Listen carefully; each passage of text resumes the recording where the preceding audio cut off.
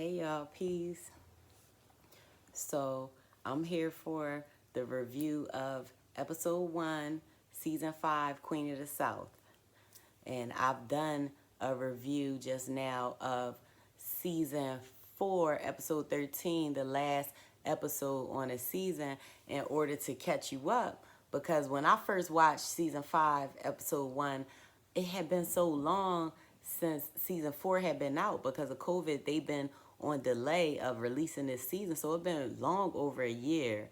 And so I didn't remember a few things, so I said, all right, let me do a quick review just to at least catch you up in case you didn't see season 4, unless in case you haven't seen it for quite a while. So you could go look at that. That's on my page as well. So season 5, episode 1, where we start out at is the Judge Lafayette, old wrinkled up behind, is in the police station lying about his son's death.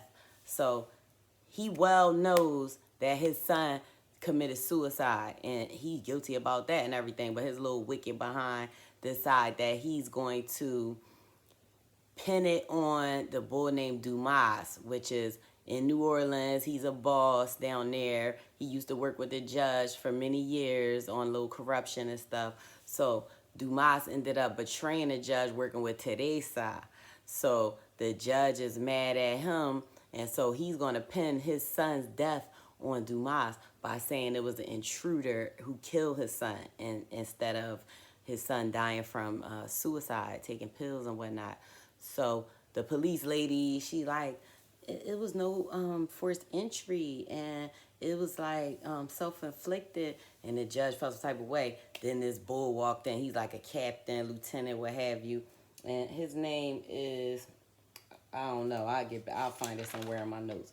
So the bull walk in and make the detective lady let it go, and said, we going with, the judge said somebody killed his son. That's what it is. Get a bolo out on whoever did it. And the lady was all salty, but she did it. So now they saying Dumas did it, and the judge is doing that for revenge.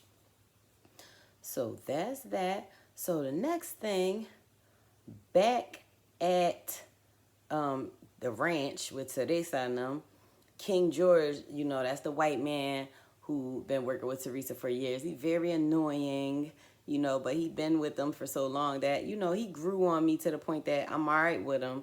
But James just popped up at the end of episode 13.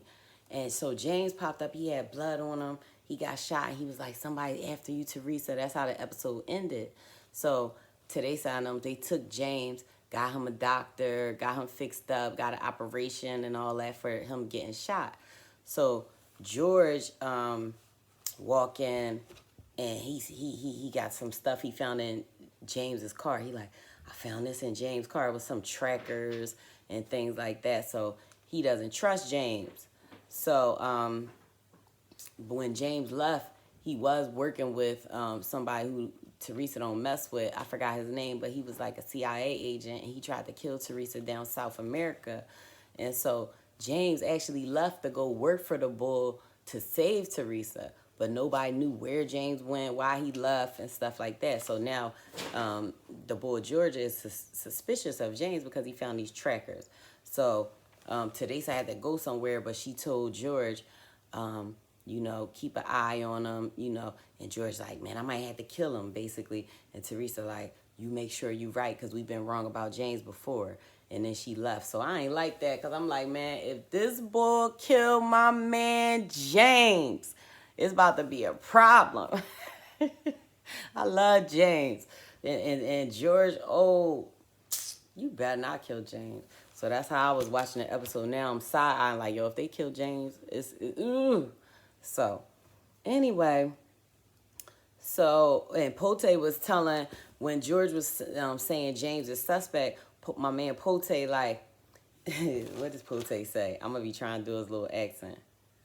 Pote say, he could have died from the blood loss, but he drove himself here instead of the hospital to warn Teresa.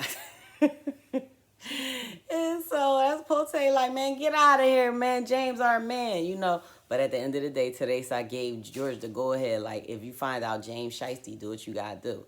So I ain't like that. So then moving on.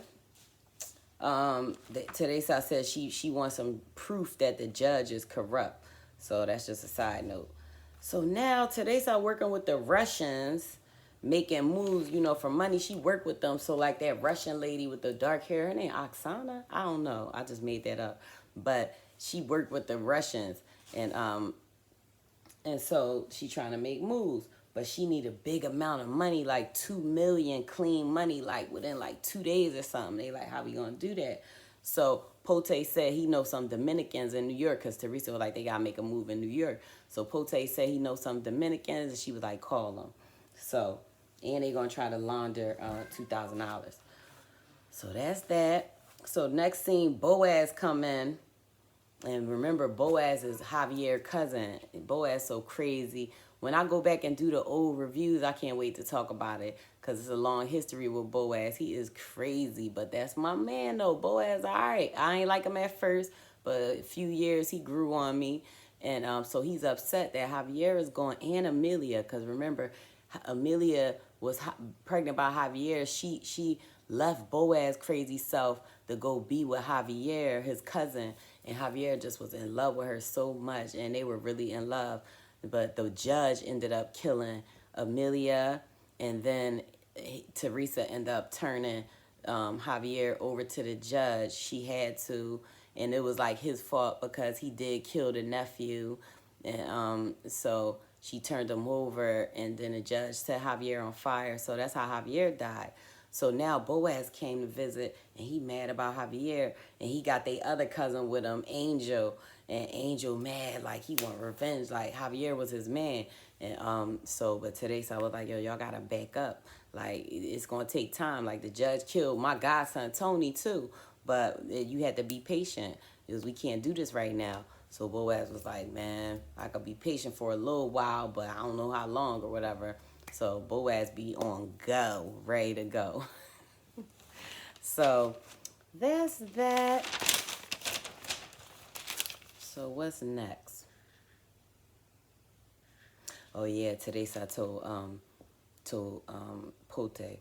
She said Boaz needs to cool down. Pote say, Boaz cool down, not gonna happen. Yeah, okay. So that's that. So next scene, they show Teresa snorting coke. I'm like, no. But she upset over Tony and stuff, so she snorting coke or whatever. So that was just a little side note. So now King George, I'm not even going to be calling him King George, but that's the white boy who Teresa told to look after James. So him and his friend walk in James' room, where James there with an IV and all that, because keep in mind, he just had surgery because he got shot. So Teresa and them had a doctor in there, gave him surgery, so he got an IV and stuff. So James like, y'all turned off my morphine? And he like, yeah. He started questioning James, because remember, he don't really trust James. And so he told James, take them to the warehouse where he got shot. And he gave James this little ugly Hawaiian shirt. James don't dress like that. James that boy, man. But anyway, James put it on. They went to the warehouse. And so that's that. So on a side note, remember I said Pote got some Dominicans that used to mess with Epifanio. That was my guy, man. Like, not all the time, but eventually Epifanio was my guy. That's Camila husband. I hope Camila come back. That is my baby with her crazy self. I really hope she come back. So anyway, Pote got her with some Dominicans, and they're saying that the Russians might be mad for them messing with the Dominicans. But Teresa ain't worried about that. She gotta do what she gotta do. The mood is work. So she met up with the Dominican boy. She like, y'all can move, I think she said a metric ton of coke. Like, I think she said a ton. So anyway, the Dominican boy with it. So she about to make moves with the Dominican boy. But he was like, you sure the Russians gonna be all right? She was like, I don't answer to the Russians. So that's what's going on that side note. And so next, George is at the warehouse with James, of course, and he walked in like, so this the warehouse you say you was at. So how come it's not nothing in here? And George like, James like, they must have cleared it out or whatever.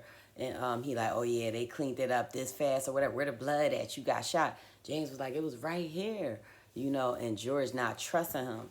And I was so mad. I was like, yo, if George shoot my man James, I was so mad, but he ain't shoot him at the moment. He ain't trust James, but James was saying, I'll take you to the other warehouse where I saw the surveillance photos or whatever.